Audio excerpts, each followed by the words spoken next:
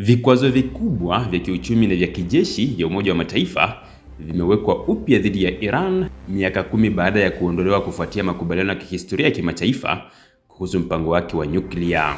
Hatua hii imekuja baada ya Uingereza, Ufaransa na Ujerumani, washirika wakuu wa makubaliano hayo, kuanzisha rasmi utaratibu wa snapback, wakilaumu Iran kwa kuendeleza hatua za kichokozi na kutoshirikiana katika kufuatia masharti ya mkataba wa mwaka 2015.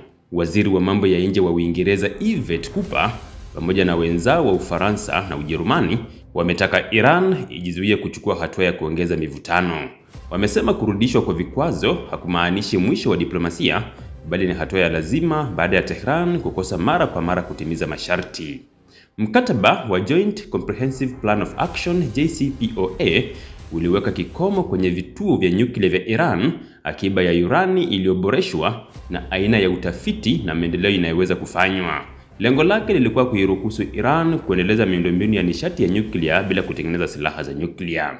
Hata hivyo, Iran ilianza kuongeza shughuli zilizopigwa marufuku baada ya rais wa Marekani wakati huo Donald Trump kuiondoa nchi yake kwenye mkataba huo mwaka 2018, akiiona kama hafifu na akiahidi masharti bora zaidi. Iran ilisimamisha ukaguzi wa IAEA uliokuwa ni wajibu wa kisheria chini ya mkataba baada ya Marekani na Israel kushambulia baadhi ya vituo vyake vya nyuklia na kambi za kijeshi Juni mwaka 2025. Rais wa Iran Masoud Pezeshkian alisema wiki iliyopita kuwa nchi yake haina nia ya kutengeneza silaha za nyuklia na ameita kurejeshwa kwa vikwazo kuwa hatua isiyo ya haki, haramu na isiyokubalika.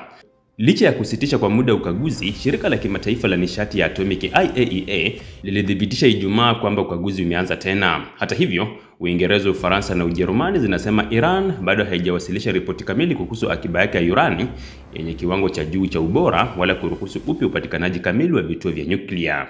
Wizara ya mambo ya nje ya Iran imeonya kwamba hatua yoyote ya kudhoofisha haki na maslahi ya watu wake itakabiliana na majibu makali na yanayofaa. Pezeshkian, ingawa amepunguza vitisho vya kujiondoa kabisa katika mkataba wa kuzuia kusambaa kwa silaha za nyuklia NPT, amesema kurejea kwa vikwazo kunahatarisha mazungumzo ya diplomasia. Amesema Tehran inahitaji hakikisho kwamba vituo vyake vya nyuklia havitashambuliwa tena na Israel ili iweze kurejesha hali ya kawaida ya mpango wake wa urutubishaji wa uranium.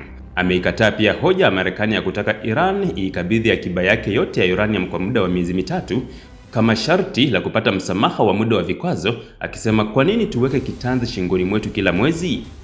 Mazungumzo yaliyofanyika pembezoni mwa mkutano mkuu wa Umoja wa Mataifa wiki hii hayakufaulu kuzuia kurejeshwa kwa vikwazo kwa nchi ya Iran. Hata hivyo, mataifa ya Ulaya yamesisitiza kwamba bado yana matumaini diplomasia inaweza kupunguza mivutano. Israel kwa upande wake imekaribisha hatua ya kurejeshwa kwa vikwazo, ikisema ni maendeleo makubwa dhidi ya ukiukwaji unaoendelea na Iran na kuitaka jumuiya ya kimataifa kutumia kila chombo kuizuia Iran kuwa na nguvu ya nyuklia.